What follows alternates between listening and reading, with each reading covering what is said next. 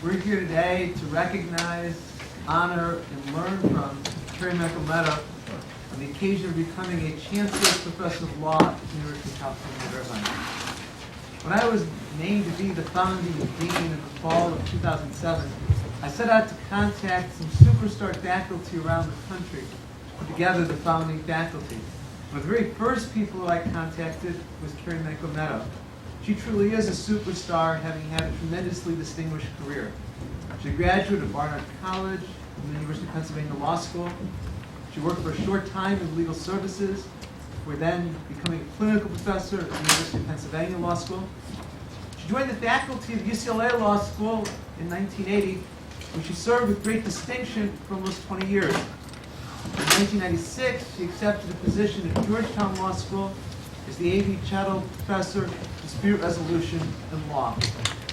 She's truly an expert in so many areas of law, but her greatest renown is with regard to dispute resolution. She's written many books and articles in the field. She's truly internationally known in the field of dispute resolution. One recognition of this is just recently, the American Bar Association section on dispute resolution gave her the first award for outstanding scholarship in the field. At this point, what would usually happen is the Chancellor would be here to say a few words, and together with Carrie, unclothe the chair that's sitting in the front of the room. Unfortunately, the Chancellor had to send his regrets. He is literally on a plane right now to the office of the President for a meeting of the Council of Chancellors in Northern California. But Carrie, if you could come up here, we can unveil the chair. Which is not the real chair. I have to tell you. This is a proxy chair. We're still waiting for that.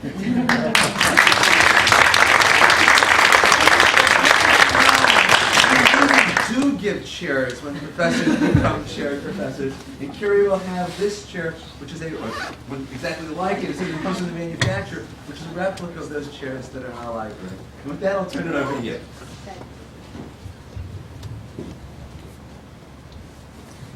So, welcome everybody. I did my homework as any good scholar would, and having read the Los Angeles Times this morning, I know that at events like these now, you're only supposed to do three things. Be self-deprecating, be nice to your mentors, and not have a very long list of thank yous. But I couldn't do that, because I have so many dear, wonderful friends and family in the audience. So I'm going to spend a little bit of time thanking some of those people, and then I will tell you what I'm going to do with my allotted time to lecture. I really believe in these events, public lectures. At some schools, where's Dan? At some schools, chaired professors actually have to lecture every few years. And I'd be happy to do that, as you'll see in a few moments. I love to lecture. So it's not a problem for me, and I hope the Academy Awards people won't start playing the music. But I start with my husband, my muse, my biggest critic, and my biggest fan, without whom I couldn't do any of the work that I do anywhere, now all over the world. And I just want to do a toast here if I can, because given some of what I'm going to talk about today and the miserable condition of our American polity, today is the first day of Bob's semi-retirement from being a political consultant, because he can't stand the polarized world that exists in Washington anymore. So together we'll try to do our best to fix it, but a toast to Bob, who we now semi-retired political and continuing Sherpa, as I take the lessons that I'm going to give you today and take them around the world. Next to me, Hermana, Sylvia, one of my dearest friends, and Janice Nelson, one of my dearest friends and very best students. Janice and I went to college together, and then she was my student at UCLA Law School many years ago, and now is one of the leading entertainment lawyers in Los Angeles. And Susan Gillig, my oldest friend from Los Angeles, and my former collaborator and teacher at UCLA. And to my new colleagues, my new friends, it's a pleasure to be with you today and to share this event with you. So, let me tell you what I'm going to do. I've done a whole bunch of these lectures, and I thought what I'd like to do today is bridge a little bit, if you will indulge me, some retrospective views of how this field that I helped found came to be, and with some of the learning it gives us for trying to deal with this extremely polarized world that we now face in education, in the polity, in law, in media, in entertainment, in ethics and cultural production, everywhere. We live in a world that's increasingly polarized. And so some might say, why is it that I even think it's possible to achieve consensus? Or some might say, why is it even desirable? So if you'll let me, I'm going to spend a little bit of this lecture, since I'm both a theoretician and a practitioner, and one who likes to put theory and practice together. I'm going to talk a little bit about the greats, my mentors, my intellectual mentors, very briefly, to tell you how these two fields that I work in have come together to try to make the world a better place. So we have theory and practice, dispute resolution, or ADR, which is no longer alternative dispute resolution for those of you who don't know that, appropriate dispute resolution, and deliberative democracy. Both of these fields have a lot of theoretical frameworks behind them, and they together have formed a new field, dispute system design, which is attempting to help public officials, lawyers, educators, all kinds of people come together in facilitated environments to try to make good decisions and reach good policy outcomes. So the big challenge in my field at the moment is how to take what we've learned about individual disputing and the processes that we use to negotiate or mediate or arbitrate and to build consensus and to scale them up. So after I give you a quick trip through some of the leading greats in the field and what they've contributed to the field, I'm going to end with a little very concrete example, and that is the healthcare town hall meetings, which by all accounts were abject failures in terms of all of the theory that I'm going to be talking about. Where's Michael? This is for my current students. So you're all going to laugh because my students hear over and over again about how I despise PowerPoints. But I decided today that it might be good for you to actually see the faces of some of the great mentors in the field. And so I've actually put together a PowerPoint. So where's Michael? Michael's been taking pictures of my doodlings in my class, which someday we're going to sell as great modern art. And I just want Michael to document the fact that I'm actually using a PowerPoint. Much of our theory in conflict resolution and deliberative democracy derives from the social philosopher Jürgen Habermas, who coined the phrase for many that many of you will be familiar with, ideal speech conditions. What are the conditions under which people can make good decisions, and the people who are acted upon by decisions can actually have a role in arriving at it? And he has many books in which he's articulated a whole bunch of conditions under which people can make good decisions by trying to persuade each other through rational arguments. And the idea is that by trying to persuade, we will reach good decisions. As you'll see later, I am quite critical of the rational-only, persuasion-only, debate-only, legal rulings, brittle results of court decisions, or problems that are solved in very on-off binary ways. And Jürgen Habermas doesn't like those either, but he remains quite committed to the idea that decisions should be made by rational persuasion and argument. If you disagree with me, we can talk about it later, but not in debate mode, in open inquiry mode. My next big hero is Stuart Hampshire, recently deceased, a British moral philosopher who spent much of his career also here in the United States. And in his 2000 Channer lectures, and in a wonderful little book that I commend everyone, what you'll get out of this lecture is a big reading list by the time we're done. Stuart Hampshire spent a lifetime trying to understand the substantive good. What are the human qualities and the human goods and the values that all of us might ultimately agree on? And in these counter lectures, which were near the end of his career, he said, I cannot, after all these years, come to any understanding of substantive good that we can all agree to. But, he said, I think the great beauty of the Anglo-American system is audi alteram partem, hear the other side, the adversary system, the ability also to make rational arguments and to try to persuade others of what truth and good and right and justice might be. And so he argued that process itself might ultimately be the most important value. And that's what I've been doing all of my career, talking about good processes for good quality decisions and outcomes. Stuart Hampshire, who is really quite concerned with substantive good, has a wonderful line in his book, which I tell all of my ADR students. This would be true for any student or any lawyer or any person involved in conflict. The skillful management of conflict is among the highest of human skills. And I hope those of you who are students here at UCI will learn how to use those skills. So we finally get to a woman, appropriate for a feminist theorist like myself. And this is the mother of conflict resolution. I suspect many of you in the audience have never heard of Mary Parker Follett, but in a moment you might hear why you should have heard of her and why you might have heard of her. Mary Parker Follett was one of the first women to go to Harvard College, though she couldn't receive a degree as a woman. And we could use her today because she was a conflict analyst who worked in social work, in labor relations, and might do us a little good in Madison, Wisconsin, and Columbus, Ohio, and other places where public employees are trying to hold on to their union rights. Mary Parker Follett, as a true conflict resolution professional, was someone who worked both sides, and as I will say in a few moments, actually worked all sides. She's the first major conflict resolution theorist. So for those of you who may have heard, either through Getting to Yes or some other piece of work that you've read in negotiation, if you've heard the famous story about a woman sitting in a library and being unhappy about being too cold, and the man that she's sitting next to is too warm, so they could have a big fight about it, it was Mary Parker Follett in real life who realized that if they went to the next room and opened the window in the next room, that the man would have some cooling breezes and she would not have a draft. Others of you may have heard the story about the orange. Two sisters fighting about an orange, one single orange, two sisters want it, and they go to their mom, and their mom does what my mother would have done, and that is to split the orange in half. What's wrong with that solution? Alex? I'm calling on you. Do you remember? No. Sounds perfectly reasonable to me. You remember? Different uses for the orange. Right. So what Edgar remembers from last semester is that if the mother had only asked the sisters what they want the orange for, she would have learned that one sister wants to use the rind to bake, and another sister wants to eat the orange.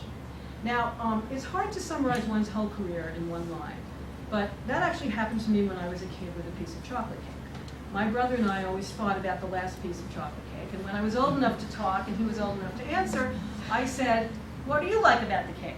Remember this one? I think I told us. So I liked the icing and he liked the cake. So by cutting the cake this way, we could get 100% of what we want and not have to split the difference or compromise. In my world, compromise is a bad thing because it's unnecessary and it's often unprincipled and it's often just piece for piece sake. Notice, Mary Parker Follett said friction is a good thing. The music that a violin makes, that's friction. We get music from friction. We get progressive movements from friction. The anti-slavery movement, the feminist movement, the civil rights movement, those were all moments of great conflict and friction. So don't hear me when I talk about dispute resolution to be saying we should never have conflict. Conflict is very productive, we learn, we move forward, and we don't compromise. We come up with ways to split the orange or split the cake that can make everybody more happy than if they engaged in simple compromise.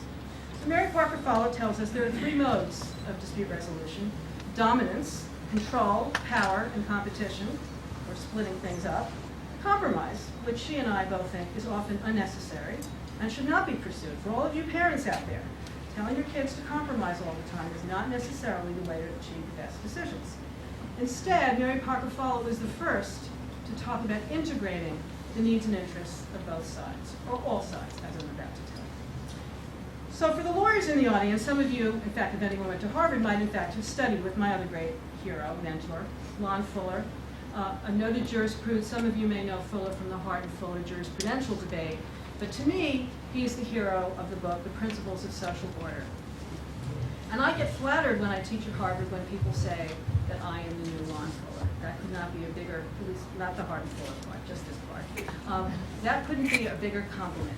Lon Fuller, like me, believed in the integrity of different processes, and that every good lawyer and problem solver and conflict resolver in the world needs to know that there are many processes, process pluralism, and we need different processes for different purposes. One size does not fit all. So Lon Fuller wrote a series of essays, beautiful essays, that every law student should read, on the functions of adjudication and when we need a principled decision that's public and changes the world. Brown v. Board, Roe v. Wade for me. There are times when we prefer arbitration, someone who just decides in a group of people that already know each other. Labor management relations, we need a decision. Commercial relations, ongoing relations. We can't waste a lot of time in the courts. We may not need a precedent, but we need a decision, a third-party decision. Negotiation, my personal favorite. Why? Because negotiation gives power to the parties to work out what's the best solution for them. And Lon Fuller was one of the first law professors to take negotiation seriously as a theory and as a practice. And he worked during World War II to help work on the War Labor Board and to help parties allocate the scarce resources and to muster for the war. He also distinguished mediation from arbitration. There are many mediators here, I know. Mediators don't decide. They facilitate the negotiation processes in which the parties still control the decision, but they need help. And in the world, if we went around it today, we would see many, many places where we need the help of that third-party decision-making. Lon Fuller is less well known, but his writings are fabulous for talking about the different process that legislation is, for those of you studying common law and public ordering and criminal law and looking at statutory analysis. Legislation is yet a different mode of decision-making. A group of people elected by us make rules for average situations. They're attempting to make rules and laws that will govern the average situation for all of us, which is different from parties making decisions that might be appropriate for them in particular settings. And I'm going to return in a moment to what he had to say about voting and decision-making. Voting is a terrible way to make decisions. Yes, it is. I'm going to talk about deliberative democracy, but democratic voting, particularly majority voting, is often very dangerous. It increases brittle relations. It increases relationships between minorities and majorities. It's a very crude way of doing things. There are much better ways, and so Lon Fuller, among others, have suggested that we should look at some of these other ways of making decisions.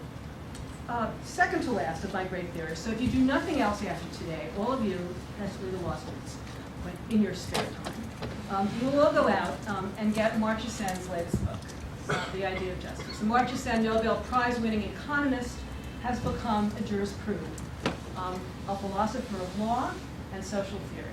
And he's not my new hero, he's been my hero for a long time, but I was able to hear him talk about his book when I was teaching in London last year. And he has a lot to tell us about deliberative democracy and dispute resolution as well. First of all, Amartya Sen has done what I think is a brilliant critique of his friend and colleague, John Rawls. In his book, he says, we should stop chasing the perfect. No institutions that we have created or have even imagined have the possibility to actually ameliorate injustice perfectly. As philosophers and legal theorists write about the search for the ideal good and justice, they achieve nothing in the real world. By getting there, by telling us we should stop looking for the transcendentally just institutions, Amartya Sen takes us on a lovely path through Indian philosophy to tell us that nothing that Western philosophers have invented is all that new. So he locates much of his theory in powerful 1,000-year, 100-year-old theories that have come from the other part of the world. And he argues that we would all do well for some comparative broadening, and that's why my work has taken an international turn in the last few years. We would all do better to learn from outside of our own Western traditions, and particularly our narrow American and Anglo traditions. And he, like others before him, has said the perfect should not be the enemy of the good. We should remediate injustice. We know it when we see it. We should do our best to get rid of injustice and make the world a better place, even if we cannot agree on all the just institutions that we would have in a perfectly just world. Amartya Sen situates himself, and there's his picture, Amartya Sen situates himself in the tradition of another of my heroes, Adam Smith, not for the hidden economic hand, but for his much better book, in my view, The Theory of Moral Sentiments. Adam Smith saw himself as someone who believed in altruism and thought with a model of the impartial spectator, the person outside of the situation, would take a look and tell us, correct us, when we're doing things badly and we might do them better. And Adam Smith thought, from the place that he wrote in Edinburgh, that we could make a better world if we took a look at others and didn't stay so narrowly minded.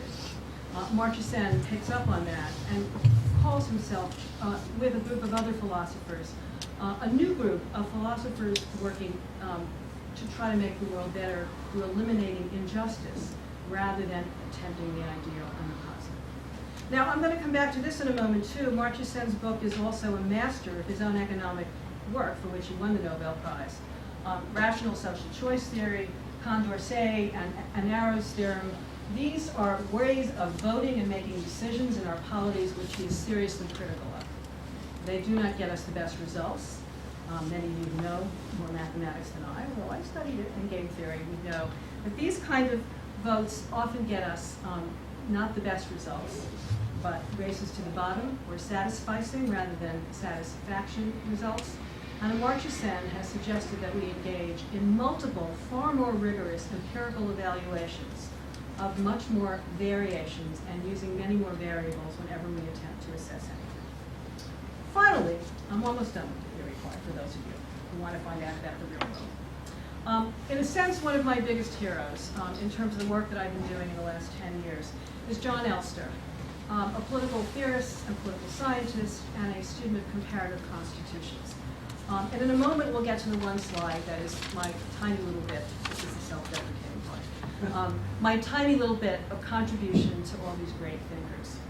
John Elster did an amazing thing some years ago. In 1995, he's written many, many books, but in 1995, he wrote a wonderful article called Strategic Uses of Argument. And what he did in that book was to contrast the American constitutional process to the French constitutional process.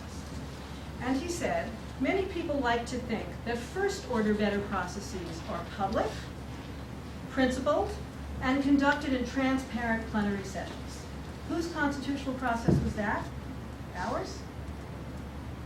That was the French constitutional process. The French, in their French Revolution, in their formation of the French Assembly, met very publicly. They had the equivalent of press conferences at the end of the day, and they announced what they had arrived at in that day, and as some of you know, the next day, many of the people who did the press conferences were guillotined. Brittle, rigid principles. If you didn't agree with us, you're the enemy. Off with your head. And all this was done in the spirit of first principles of publicity, transparency, and very principled decision-making. So Elster says, let's take a look at that messy little process that many of you in the audience are now studying, the American Constitution. Terrible process. Compromise. The worst compromise of all. The compromise to allow slavery to continue to exist after the Declaration of Independence said we weren't going to be bad people anymore. But we were. So compromise on slavery, compromise on democracy. The Senate is not a democratic institution. It does not represent one man, one vote, and it was all men in those days. And in those days, the Senate was appointed. It wasn't even elected. The Electoral College, which we're still suffering under. The American Constitution was filled with compromises. Small state, large state, city, rural, agriculture, beginning industrialization, lots of compromises. And for those of you who haven't been to Philadelphia, the Constitutional Convention and the debate around it was conducted in secret. And, unlike plenary sessions, was conducted in committee, tasks. People had different tasks. And the group that was working on Article 1 had to make deals with the people working on Article 2. I don't have it up here, but I recommend a wonderful recent history by Pauline Mayer of the ratification process, in which, taking it to the streets, taking it to the people, a lot of these decisions made in the original Constitution were seriously criticized in one of the few somewhat deliberative democratic efforts in our early American history. So what we get out of John Elster is sometimes second best process, secrecy, committee work, compromising in a bad sense. I told you I'm critical of compromise. But the compromise allowed the Constitution to be enacted, to be ratified, and with the exception of our very bloody Civil War, which was necessary to eliminate slavery, and many, many amendments to the Constitution, the U.S. Constitution remains, it still is, the most robust and long-lived in the world. No longer the model for other constitutions. I spent this weekend with one of the justices of the first constitutional court in South Africa, and for those of you who've studied that process, you would know the South Africans did not look to the American Constitution much when they were drafting. They looked to the Canadian Constitution, among others, because their Charter of Human Rights and Bill of Rights was much stronger and different than ours, but that's a lecture for another day. So this is my little bit of a contribution to all these great thinkers, and then we'll take it to the practical level. In a series of articles that I've written in the last few years, I've come up with this chart, which I'm happy to give to anybody who wants it. It's been published in a couple of places. And it takes Elster's observations about the creation of constitutions and the importance of different processes and melds them with some of the learning we have from conflict resolution. And it says, we need lots of processes, and the processes we need depend on what we're trying to accomplish. Different goals and different purposes produce the need for different processes. And in turn, different processes produce different outcomes. We should choose our processes extremely carefully, as this small little faculty is trying to learn. Choosing our processes produce outcomes. Processes are never neutral. The choice of any voting system, the choice of any way of conducting our business produces certain results. I'm happy to talk about that more, but just to give you some idea of what I'm talking about here. So taking Elster's different modes of trying to create constitutions, and that's one dimension. Are we involved in a constitutive act of creating new entities, new constitutions, or are we dealing with an ongoing institution, like this one? It's an ongoing institution. It's also got constitutive problems, because we're making the rules as we go along. And I might mention in this context that in the French constitutional process, when the French were deliberating about their National Assembly, they ruled that anyone who participated in the constitutive process could not serve in the French Assembly once it was created. Not so the American Constitution. Many of the drafters of the Constitution then had what we would today, in my other field, legal ethics, call a conflict of interest. Those who make the rules should not be those who get elected, should not be the ones making the decisions. We should separate the constitutive process from the ongoing process. And that's one dimension in this chart. What are we trying to do? Create a new thing, a new entity, a constitution, or create some good rules for ongoing institutions, or for those of you who have participated, as I have, in social movements, in marches, is it an ad hoc group? Is it only going to try to disrupt the World Trade Organization in Seattle once? Or is it going to try to become an organization that lasts longer? What you do in a one-off demonstration in deciding who goes where and who does what is very different than what you do when you're creating a constitution for a country or a constitution for an organization, an NGO, or a government organization. Those are different processes, and they require different ways of operating. Now, my big contribution to this, or little contribution, I'm supposed to be self-deprecating, right? So my little contribution to this is to say that while all the rational philosophers, from Habermas on, who I admire greatly, think that we human beings will do best if we reason together, and we use principles and argument and persuasion and debate, and Habermas and many others would say, may the best argument win. Poppycock, say I, when I'm in England, and I say worse, outside of these public domains, partially from my political activism, but also from my feminism. Reason is not the only thing that we do. And in the mid-90s, when I was working with the Conflict Resolution Center at Stanford, and very distinguished Nobel Prize-winning folks like Daniel Kahneman and Avis Tversky, Lee Ross, I'll come back to him in a moment, and others, we're working on why we don't reach more negotiated agreements. They began, as most rationalists do, by trying to examine the conditions under which people behave with cognitive errors, irrationally, irrationally. A little pipsqueak me, I wasn't so pipsqueak. I raised my hand and I said, why do you assume that the rational is the norm? For many kinds of decisions that people make, not the irrational necessarily, but the irrational. We are motivated by our hearts, by our stomachs, every bit as much as being motivated by our heads. And so my work in dispute resolution recently, both in individual mediation kinds of disputes and taken large, scaled up for healthcare and other public policy decision making, is to try to figure out how to take this chart and let exist in the room at the same time rational principles, the appeal to law and principles, and we know I have some philosophers in the audience, so they'll be looking at the principles and wanting to know the right and reasonable and argument and correct argument way of doing things. And I, on the third column here, would say, well, we ought to take account of our emotions, our passions, our religions, and our ethical values. I would say that for me, in my professional career, probably one of the biggest motivations has been my ethical values. I have quit organizations, I have decided not to participate in things when I think they are morally wrong. I'm lucky, I have tenure. That's why I'm here and lecturing to you. So I'm free to make those choices. Many people are not, but many people do. And in a moment, when I get to the healthcare debate, you will see that for many of our fellow citizens in the world, the passions, the emotions, the values far outstrip any appeal to reason and to argument. So modern lawyers and politicians and teachers and writers, all of us, must figure out some way to figure out how to create processes in which these things that people feel are allowed to be present in the room just as much as the appeals to arguments and reason. Now, I've been talking about the middle column. That's the one I mostly work in. And that's the one that John Elster did recognize in the American constitutional process. He said, the only way we got anything done in the American Constitution was by trading, by bargaining preferences. And that's the column that the economists are most happy in. And that's the column that my colleagues at the Harvard program on negotiation are most happy in.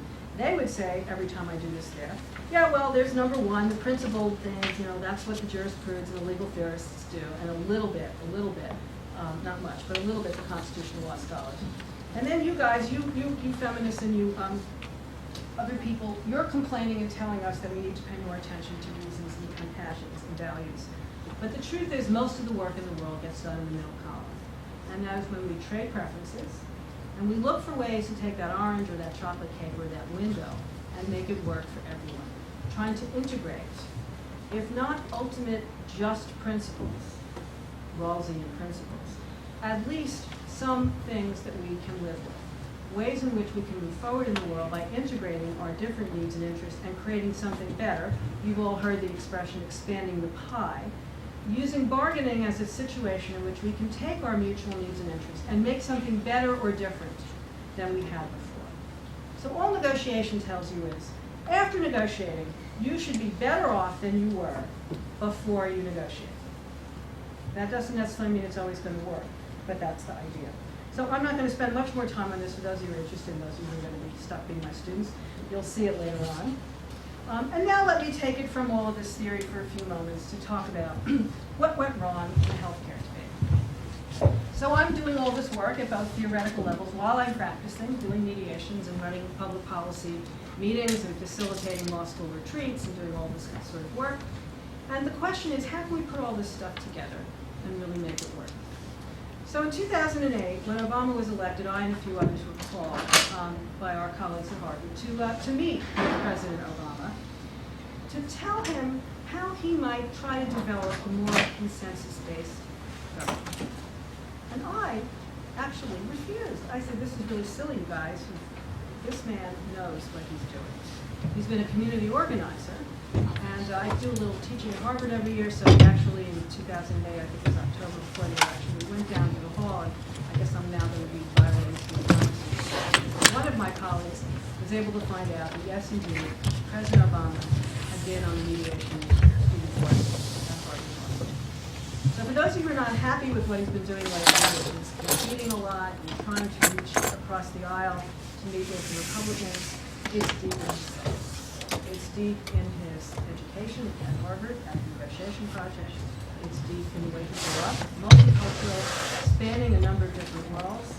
And like me, thinking that the world could be made a better place if there was less of that brittle on-off, blue-red sort of decision-making and more energy coming together. Now, I'm going to leave time so we can argue and discuss this, because I know people have very many different views about this. And many people, whether you're a Democrat or Republican, are very unhappy with what seems to be too much conceding to the other side. But I want you to know that I think it comes from a very principled place. I didn't think that a group of us public policy facilitators needed to patronizingly educate a president who knows a whole lot about this. Nevertheless, when somebody, both in the White House and in those that were drafting the health care bill, decided that since Obama had had such a great result in the election, we should take it to the people and do that change that he had campaigned on. And we should have town hall meetings to discuss healthcare. Alas, what was wrong with that? Well, a lot of things. If you've been paying attention up till now, you should know that although some people designing these processes thought it was a good idea, they in fact didn't consult a whole bunch of us professionals who do this. And it was never clear what the purposes of those town hall meetings were. Originally, I had embedded in my little PowerPoint, but I couldn't do it, some illustrations of some of the town halls. So I'll tell you the good ones, and you can go look them up. In putting this together, I actually learned that YouTube sometimes disappears. So in a moment, I'm going to talk about contrasting two different town hall meetings that were run very differently. And I had them when I was writing the paper on which a lot of this lecture is based, and they're gone. But I'm going to tell you about them anyway. So the idea with the town hall meeting was, what was the purpose of going to the public in these town hall meetings, which were run by Secretary of Health and Human Services, Sebelius, many senators. I'm going to talk about the differences briefly between Senator Specter, my former senator from when I lived in Pennsylvania, and Senator McCaskill from Missouri, who was actually my hero in the protest. He used to be the only one who took some of this stuff to heart.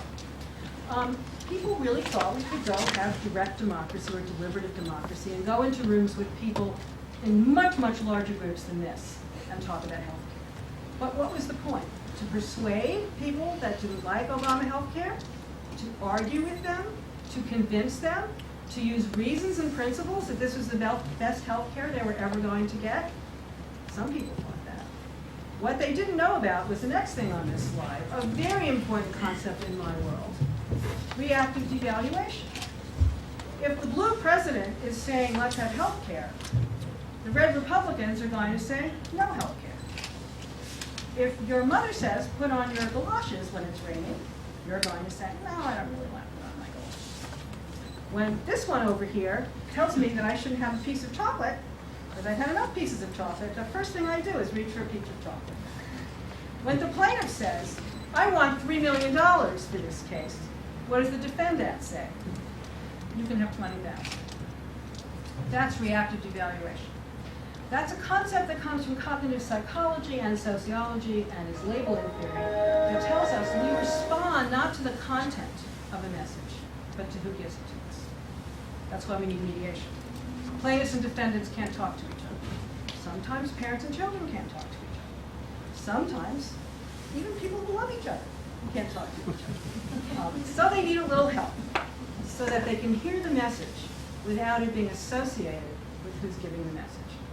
And the people who plan the town hall meetings had no conception of this. So as you all know, they were taken over. Democracy was subverted by those who went and had planned. Indeed, the people, many of them, who disrupted those town hall meetings, some of you may know this, were operating out of the Saul Alinsky playbook. They took a very blue book, Rules for Radicals, about how to organize and motivate people and get people to social change.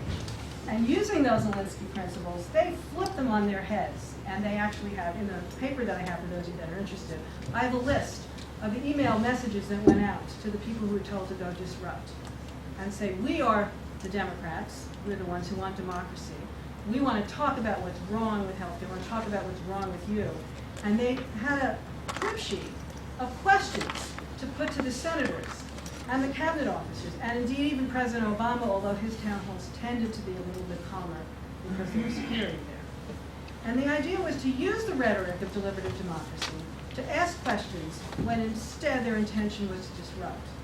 And the people who were running these things, in many cases, Senator Specter all by himself, Senator McCaskill all by herself, Secretary Sebelius all by herself, at a podium, totally unable to manage the group, not knowing what and how to do.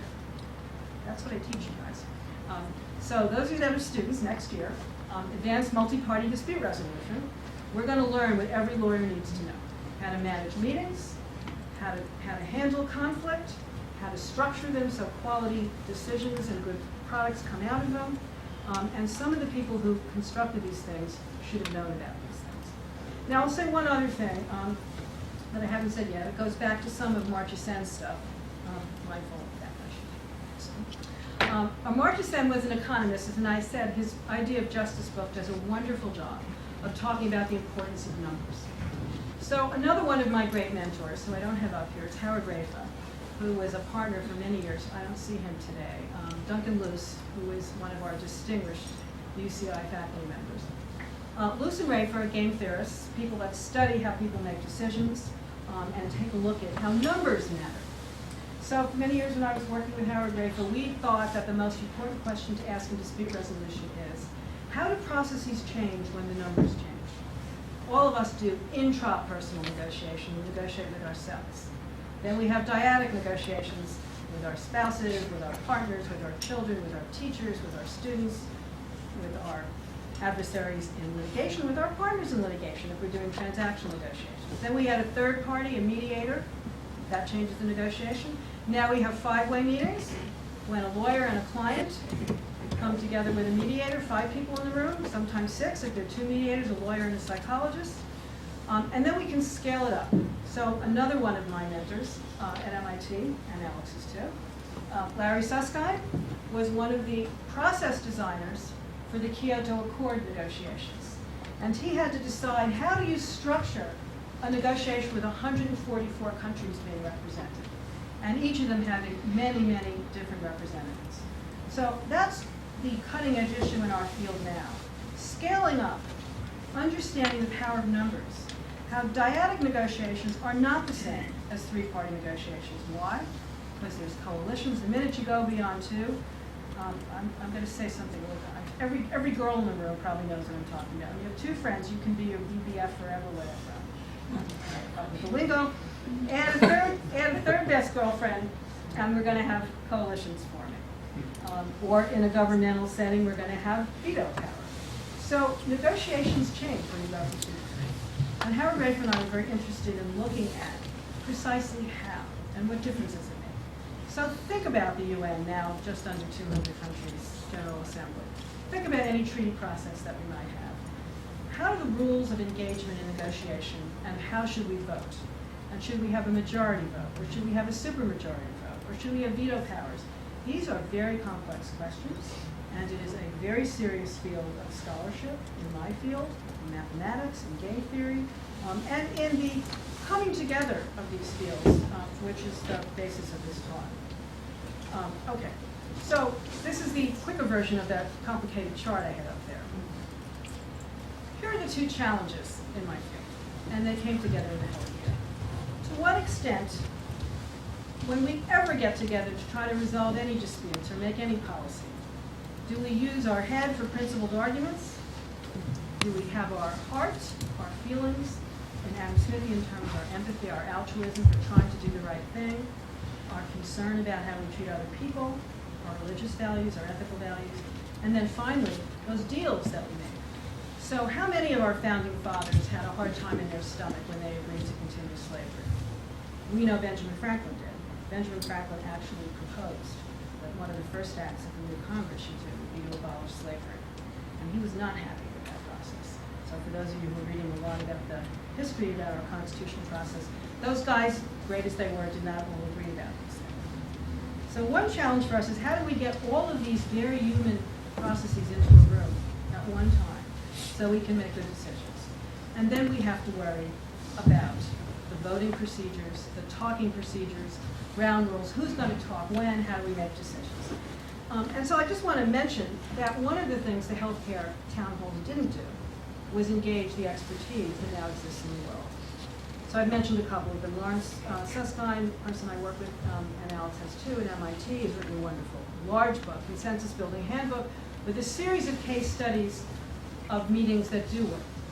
The people who study the effect of numbers would tell you, once you get past 150, it's not a town hall meeting anymore. And once you get past the homogeneous conception that we all have of New England towns, not totally homogeneous, but much more homogeneous than any congressional constituency would be today. Town halls are not a process you can use. They weren't designed for that purpose, and people shouldn't be using them for those kinds of purposes. Public Conversations is a group in Boston that, after some of the killings that occurred of doctors that were committing abortions, created a fabulous protocol for bringing people together. And if you'll indulge me just a few minutes. In my prior life in California, several colleagues of mine at UCLA ran a series of public conversation meetings all up and down the state on Prop 209.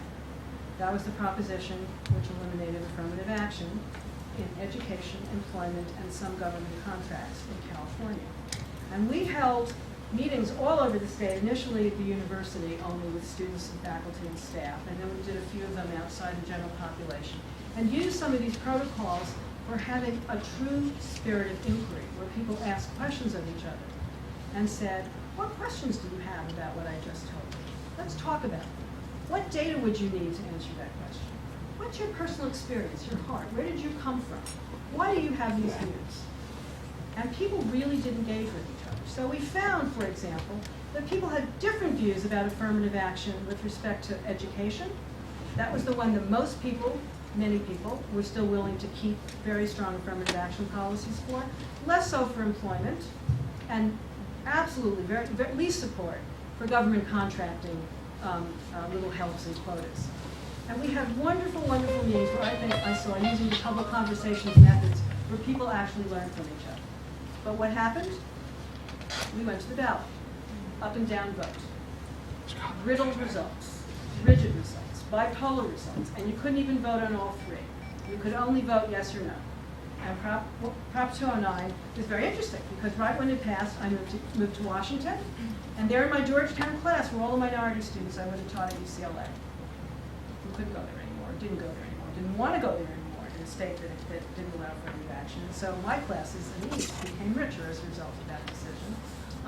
But when you think about the nuances that were not permitted in decision making, the nuances that are not permitted in election or voting discourse or litigation discourse, where there must be a winner or a loser. America Speaks is a group that has facilitated meetings and decisions in huge numbers of groups, big numbers of people.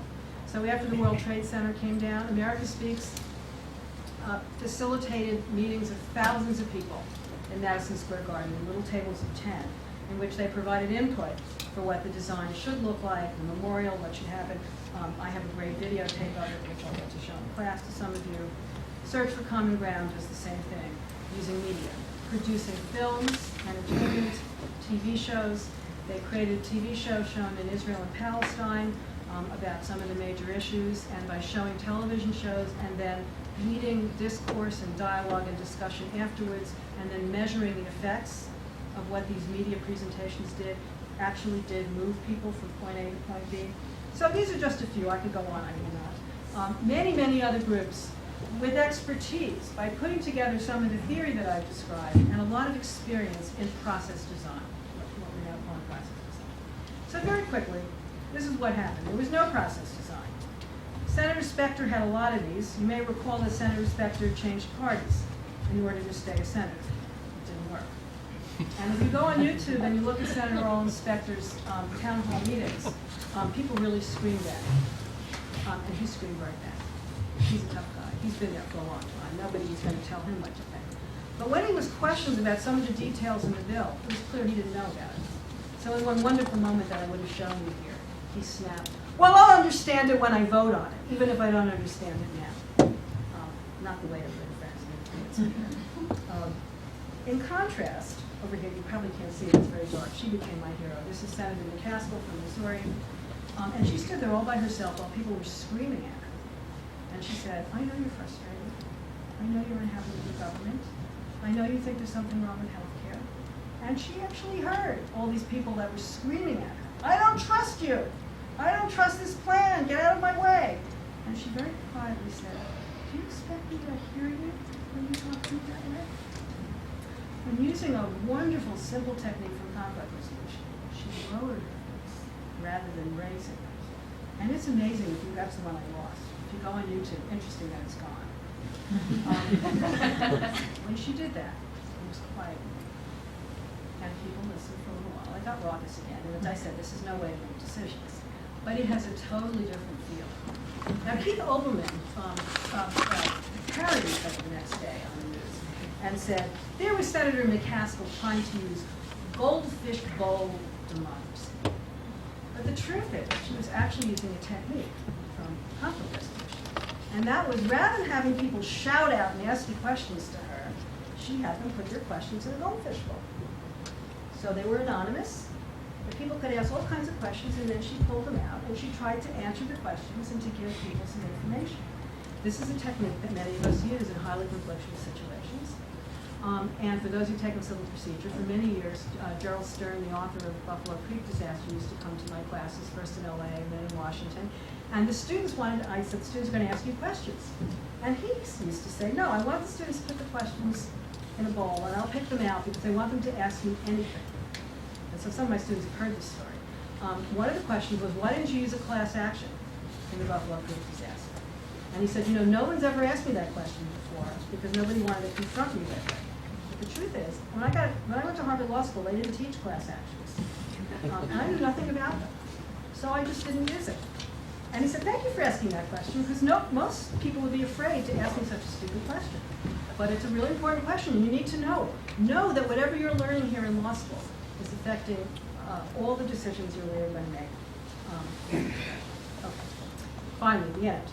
So what are the lessons that we learned from all this theory? And that was a very short version of the theory that some of you will get if you take my dispute resolution courses.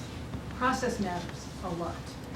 The decision rules we use, the voting procedures we use, and the size of groups. Every time a group gets larger, the processes and the decision rules and what happens should change.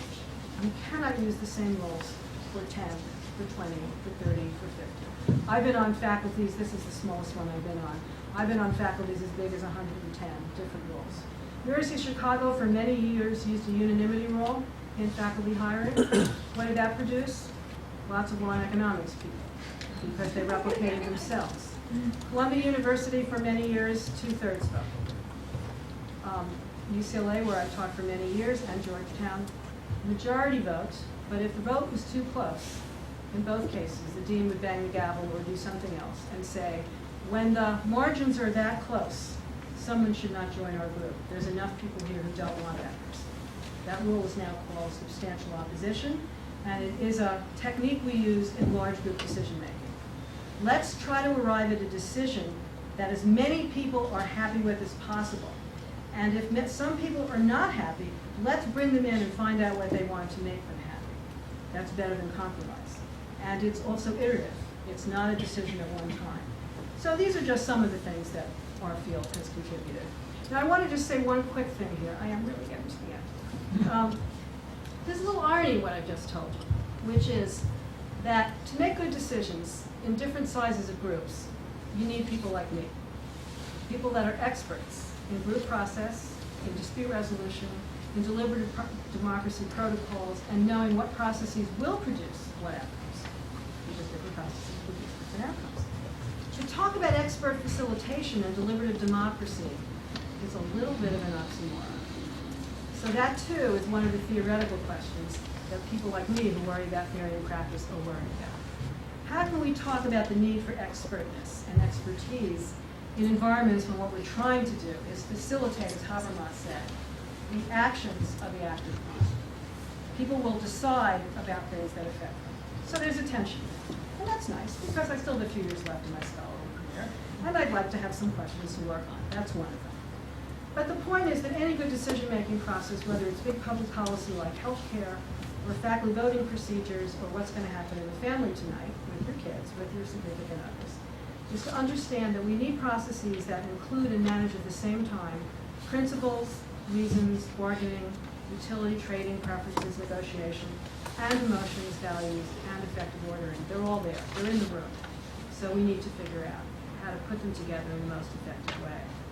I still hope that we can, though my good friend and former colleague Deborah Tannen argued in her book, The Argument Culture, that we are now in a world in which polarization, red and blue, plaintiffs and defendants, yes and no's are dominating our culture in every sphere. Media, education, lawyering, you name it, our culture has become a yes and no culture. And I hope we'll get to talk a little bit about what we can do about that. So finally, the last slide, everybody.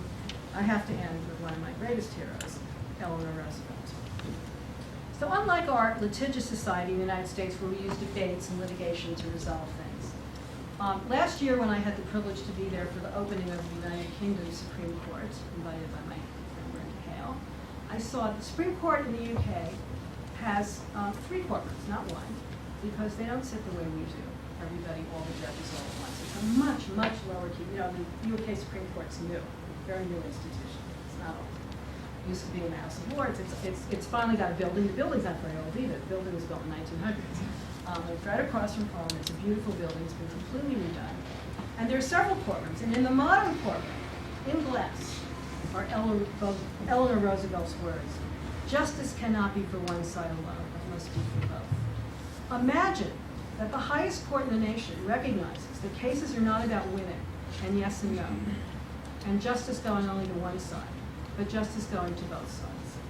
And my little bit of answer to Eleanor is to say, in the modern world, there are almost no cases that are only two-sided. All of our disputes and conflicts involve many people. And in my world, there'll be good process and justice for many, not just one. Thank you very much.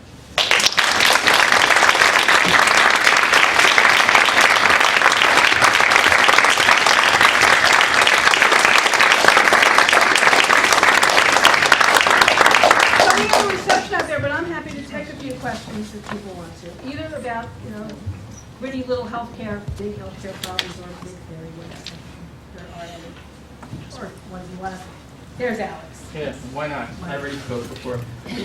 Apropos of your last comment, I was hoping you might speak a little bit more about not consensus building, but capacity building and the role it plays in the consensus building process more generally. Obviously, it's a loaded question coming from what I... So hopefully we're going to teach a course together. Yeah. One element of all of this that I just said is, as I said, it's a great question because it helps me deal a little bit with that dilemma of process expertise. Part of consensus building processes and its analysis field, land use, property, environmental, the idea is when you do have large groups of people and you bring in the expert in process design, that you are, quote, building capacity. So the expert may be in the front of the room for a little while and we'll talk about the difference in ground rules. And the difference in voting rules and the different outcomes they produce. But the idea is that there'll be a transfer of process expertise. And so you are building capacity and the people whose decisions it is to learn how to do things better. And one concrete example I'll give you that capacity building is in these larger public policy big group things, but it actually comes from a practice in mediation. So if there are any mediators in the room, there's a very big debate in our mediation professional circles about mediators who caucus and mediators who don't caucus. Most court mediators get the parties to just tell them their story and then they separate the parties. Not me. I was very lucky to have trained with and then worked for many years with a mediator up north in Marin County, Gary Friedman, who taught me never to caucus. And I do now a little bit, but not much, for the very reason that Alex suggested. When the mediator does shuttle diplomacy, when Henry Kissinger runs back and forth, when my good friend Ken Feinberg has done lots of this, runs back and forth between the parties and doesn't keep them in the room, what's happening? The mediator, the process expertise, is holding all the power. The idea of really good mediation is what the mediator is doing is capacity building, getting the two parties to negotiate their own solution. And if they need a little help, we have techniques for helping. But the idea is, and I'm a teacher, so I want people in the room to learn how to do it themselves so that the next time they get into a dispute, they can do it better themselves. And in the organizational land use context, the idea is that you're building capacity. Now, having said that, I do want to give one example about bad capacity building from my little blue political place. And that is, you would know this, and so does my husband sitting here. In places when organizations like Walmart come into a community, and we get those NIMBYs, not in my backyard, there are now people that do capacity building to train the community to use Alinsky or whatever else to prevent Walmart. But in another part of my work that I didn't talk about today, Walmart's learning to build capacity too. And so Walmart, which is a repeat player in this world, in my lingo, has done openings of stores all over the country, and they learn every time a new technique is done by a local community. For the local community, they're a one-shot player. But Walmart is a repeat player. So capacity building, which sounds like a good pro-deliberative democracy thing, and it is, has also, like the disruptors of the healthcare meetings, been co-opted, and capacity can be built on all sides, and it is. Thank you. Anne. So you've talked, this is terrific, you've talked a lot about the role of individuals and expertise in structuring processes that work well. in my own research on lawyers involved in the political right and the politics of the political right, I've been intrigued by the role that organizations, a few organizations play in bringing constituencies together that don't see eye to eye. But I've always been amazed that there aren't more organizations that play that role across the political spectrum. It seems to me that just as we have people who are red and blue, we have organizations that are red and blue, and we're very polarized in our organizational life. So I'd love to have you address the question of could we develop more organizations that try to do at the organizational level what you're talking about doing at the individual and bring up level. So yes, we should. He'll tell you it's impossible, Mr. Political Consultant. And I will tell you about two that I know about. This first one you all know about, I think.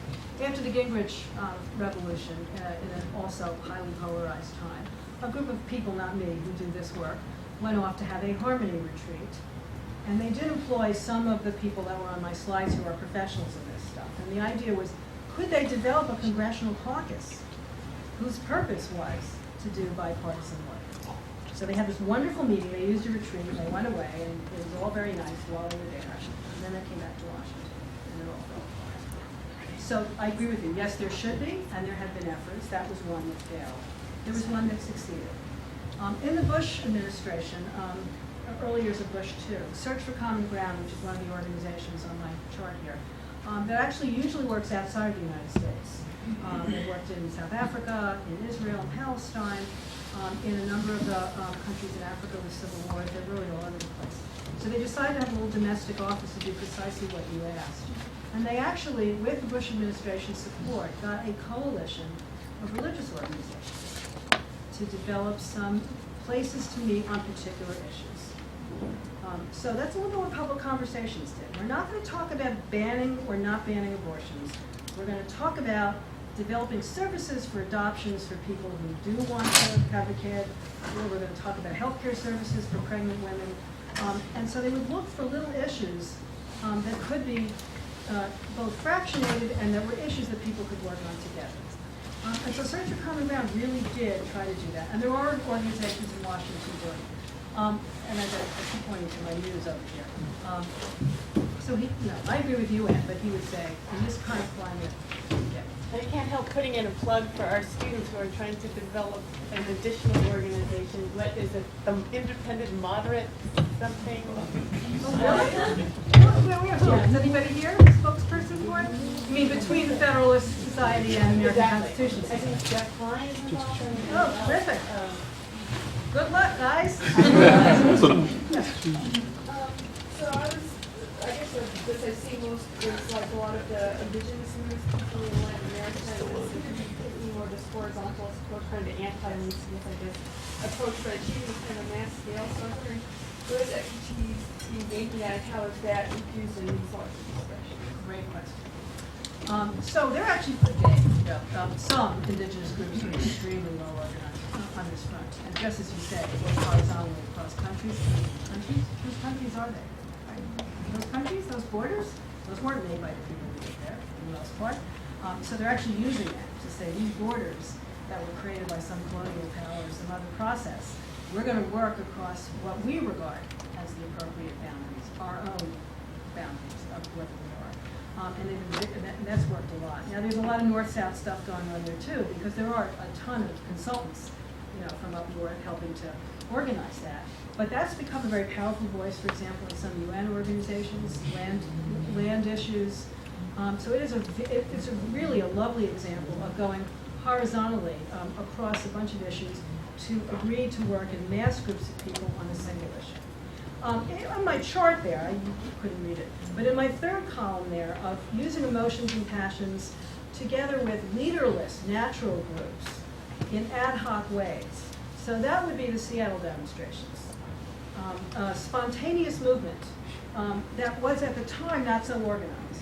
And the question is, when you can take a single issue, land reform, whatever it is, do you want to stay a one-shot issue, ad hoc group, or can you use it to build a permanent organization?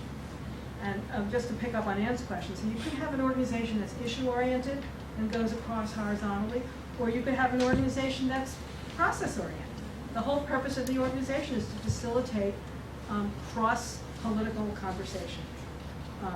And I think that's the future, actually, as my international analysis students know. Instead of only studying treaties and formal laws, to me, the international action is in the NGOs. And the voice that they're demanding in the WTO, and in ICSID, and in UN, and a whole bunch of places. So what you're asking me about, that's the future. You guys, you're the future. So my international analysis students know, I say, we did a little project on studying NGOs in the world, and I said, now I want you to think about the NGOs you're going to form. So Anne's just told us about one that's forming here. That's great. Yeah.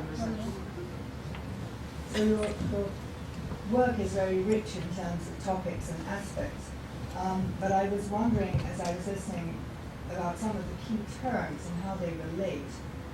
One key term is, and what they mean actually. So one key term is consensus. That's not a term I personally use very much, and I began to think, so what is consensus? There's also a key term, conflict resolution. And then at the very end, you mentioned justice. And I'm wondering if you would like to riff a little bit on the relation between those three and maybe some other aspects. There's also agreement, so there's a lot there. I'll riff very quickly. The food awaits. I'm sure we'd all rather riff over some liquid. So very quickly, it's very easy. Consensus actually is a term of art in this field. So in the field of capacity building, consensus building means, it began in the consensus building here with a hope that decisions would be in fact unanimous. And you keep working on the outcome until everybody can live with it. That was the attempt of Kyoto. That's been the attempt in a lot of smaller community things which are described in the consensus building handbook. But those of us that were doing it, Larry Susskind in particular, one of the fathers of this, realized that in many situations it's impossible. So consensus is not everybody, but as many people as you possibly can get to agree to an outcome. And if there is some substantial group that doesn't want it, you don't do it. You look for ways to make it better. So it has a very precise meaning in this field, as opposed to where we throw it around. Consensus means, I think most lay people think consensus means most, plurality, or a lot of people, but certainly not. It was intended really to be close to unanimous. Conflict resolution, very complicated. So I'll just say quickly, here I use conflict resolution because that's the way the field is defined. Myself, I call it conflict handling. To anticipate, I think some of your questions, Mark, I think it's not just resolution. I'm not someone who believes all conflict should be resolved. As someone who is a anti-war demonstrator and a feminist activist and a civil rights lawyer and all of that stuff, conflict is productive. It makes change happen. So I am a person who is engaged in the field of conflict handling, and I often prefer that. So in my own professional circles, I tell them to stop doing that, because it does seem to overpromise that all conflicts are going to be solved. Justice? Now, I know you philosophers teach about that, and all I'm going to say is I'm going to riff on it in a very glib way. Justice is just us. And that relates back to the consensus. Justice is whatever we is, whether it's we the people in a whole country, which I think would be very hard right now for this country to agree on what it is. But the way they come together for me as a conflict resolution professional is for some agreement that the just us in the room, whatever the room is this room, the room is the whole country, can treat each other with respect, equality, and care, is that third column right. With that, to close,